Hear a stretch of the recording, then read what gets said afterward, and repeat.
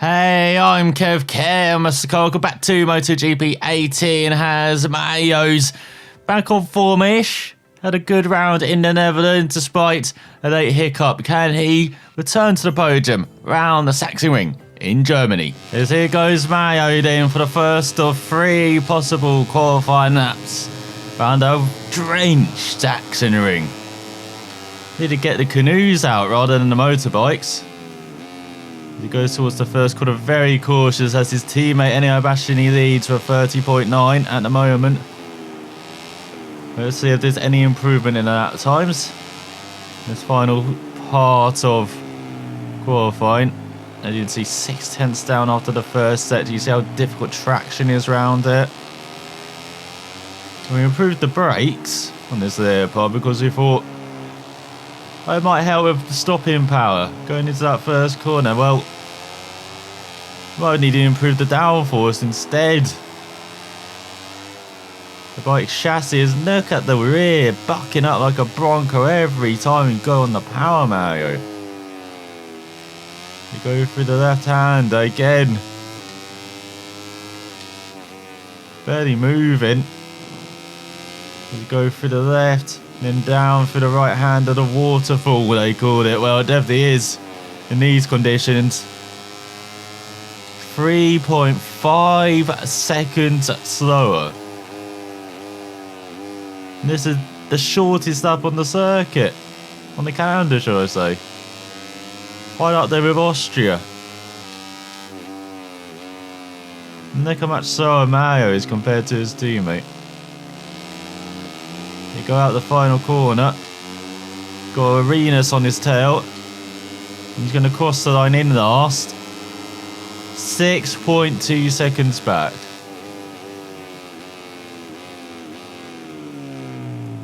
There he goes. Tries to brake for the first corner. Goes a bit wide. That was Arenas through. There's just no rear traction. You go for the right hand though, might as well just start at the back, I think, Mario.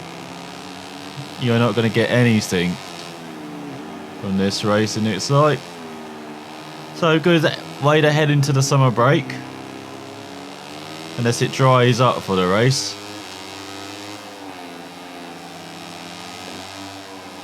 No, you just can't get on the power like anyone else. There goes the Grassini bike.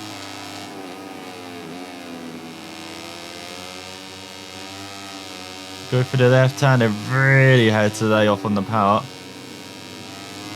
Even through this section where he's normally so quick in the dry, you can see struggling in the wet.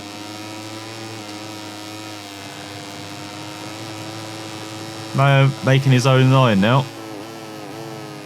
I'm surprised he's still upright after going all the way over there. And again, no traction from the front.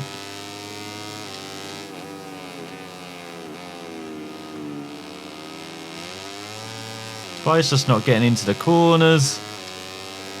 Mayo is doing abysmally. This is going to be another 36, is it? Yeah, let's just head to the race. So Bastianini at the top for the first time this season in qualifying, ahead of Martin and Canet, with Bezzecchi leading all the time, second ahead of DJ Antonio and Antonelli. Mason 7th. What a qualifying for the Spaniard ahead of Rodrigo and Foggia. Round out the top 10 is Arenas ahead of Kornfeld and Mino. Then we've got Ramirez, Arbolona and Otel, the home hero, in 15th. Ahead of Masaki, De La Porta and Binder. Then McPhee, Suzuki and Alonso Lopez. Then Rodrigo, Nuruddin, shall I say, Roy and the Thai rider. Then we've got Sasaki, Budiga and Yachenko and Tuba. And McDonald just the second back at the back. So he can only go forward in the race, can't he? Surely. So here's Rodolfo revving up at the start with his fellow riders, waiting for lights to go. As we get underway around the Sachsenring for 9 grueling laps. And he gets a superb start. He's alongside Tuba already, approaching the first corner. Will he be able to get past any other riders? Not quite. As Tuba fights back. And in fact, that just slows both of them down. Well done by Tuba there. Absolutely brainless. As we got the teammates Sasaki and Nuruddin battling. McDonald with a good run, being pushed wide by Budiger. As Budiger's always been pushed by... What was Nuruddin doing there? No wonder he scored no points this season, the Malaysian rider. McDonald takes his own line. Gets a warning. Well, he remains upright as he gets an ocean of sand onto the circuit. Yurchenko very slow. Extremely slow as McDonald has to go wide. They're 3 wide along with the Thai rider. As we go into the penultimate corner, McDonald braked very deep. You can see a top 20 right in front. You can see the battle for the final point as well. He goes down the inside of Binder. Where do you find that gap on the South African? Was not expecting that was the KTM rider.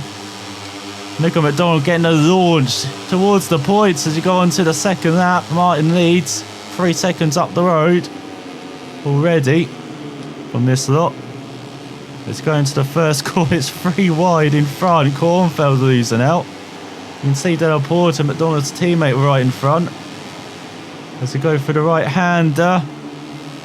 McDonald all over the curb. Got a superb run, but he's on the outside. Gonna have to cut back. As a look at it, he's in the middle, 3 wide everywhere. Oh, he's having to brake right on Kornfeld's tail, but he's in the points. And you can see there's a bit of a group separation in front. As McDonald tries to get the inside run on Kornfeld. You can see McPhee going a bit all over the place. So McDonald trying to take advantage of the Scotsman going everywhere. And look at this run for McDonald off his teammate now. Can he make this 4 wide? Into the penultimate corner. He's run slightly wide. But he's up into 11th ahead of the Scot. You can see a top 10 right in front with his teammate. And the German, the home hero, Ottel. As they go on to the 3rd lap. Bashi at the fast at 25.7. Over 26.5. He tries to go down the inside of Del Porter. Teammates don't take each other out. And what is Ottel doing? Sticking his wheel in where it doesn't belong. McDonald on a charge from the back. All over his teammate. He's found the gap. He's found the way through. He has. Del Porter with improved luck.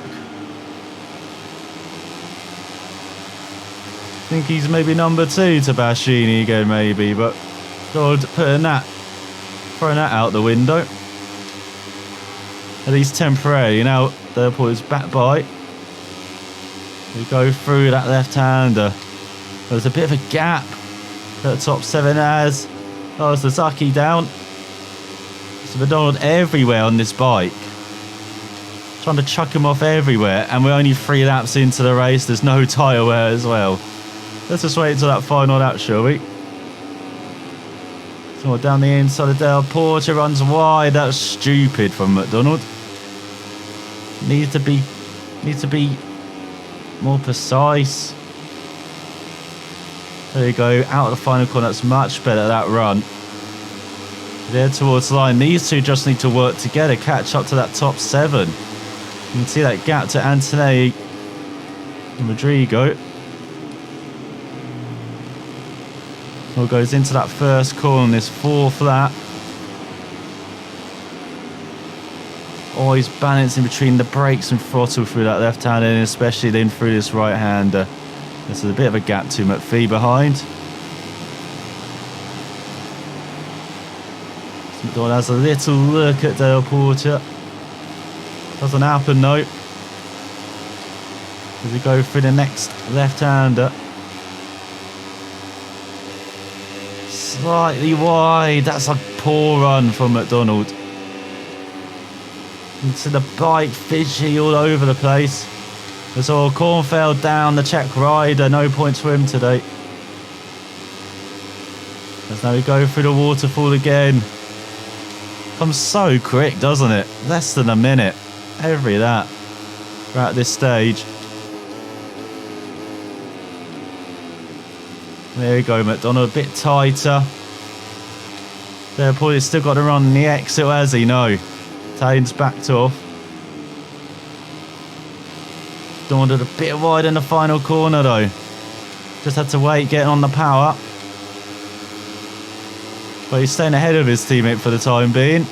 In 8th. He's going to the first corner, and Della Porta, no manners. There's all down in front. Who was that? There's a go for the right hander. We'll find out soon. As now this is the battle for 7th. And the top 5 is right in front. Rose McDonald down the inside.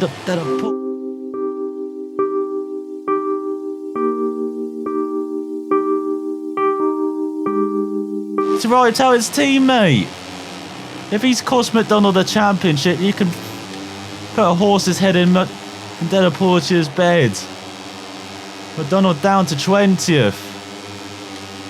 It's over halfway through this race. Got Yachenko in front.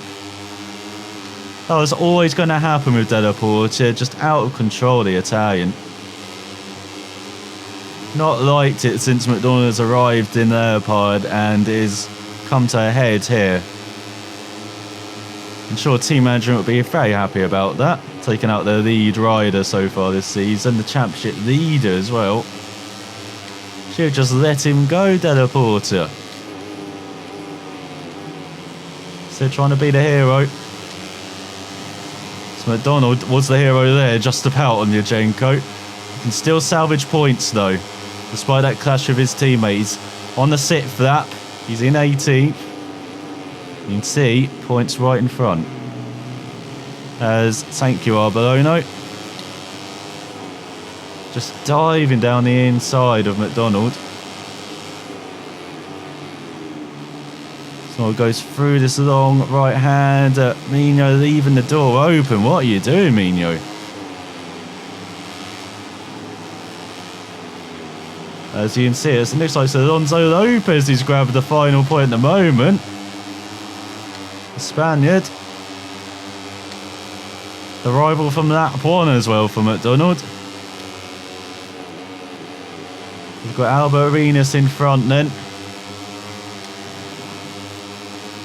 We've got another rider down in front. It's Suzuki. Just as Arenas brake checks McDonald. Ridiculous from the Spaniards. But he's into the points now, McDonald. Let's see what he can do on these remaining 3 and a bit laps. As is Mino down as well. The Italian, everyone is falling in this race. McDonald finds a gap on Lopez. Trying to get the fun. On Fogger as well, get the slitching with the rider in front. It's up to 13th. It's got Ramirez. Oh, slotting in just in front. As was, oh, Ramirez. Frustrating for McDonald, which has really been highlighted in the latest update, is that he's quick when everyone's slow, everyone's quick when he's slow. So it's just NASCAR out here now. It is just bumper cars. And so we're not actually racing, we are just bashing off each other and hoping we all survive at the end. As you can see, a top 10 right in front of McDonald. Which, considering this race, that would be some result. He's down the inside of the German, the home fans will not be happy about that. We've all got to run round the outside of the Spaniard. What a move! As he goes into the final corner. Is Bezzecchi. Not Bezzecchi. He's in 4th behind Kenneth Martin and Basciani. McDonald in 10th, 2 seconds behind Di Gianantonio. Let's see if he can close the gap on his final 2 laps. He needs to take a second per lap though. Maybe asking a bit too much to take out the Grassini ride. He's very good in his own right. He might have been the Forder who fell earlier in the race as well. Head of McDonald as well. What is that into the left-hander? Not with a good run. Just about staying ahead of Mesa. And you see Di Giannantonio now 3 seconds up the road. McDonald wide everywhere. This has been a horrible lap. Just really needed to get it all right. As a lap like this. That's a good run through the waterfall. Onto the back straight. Def did a second after that where McDonald is quick. First half he's just a bit holding on. In that second sector. First sector he's alright.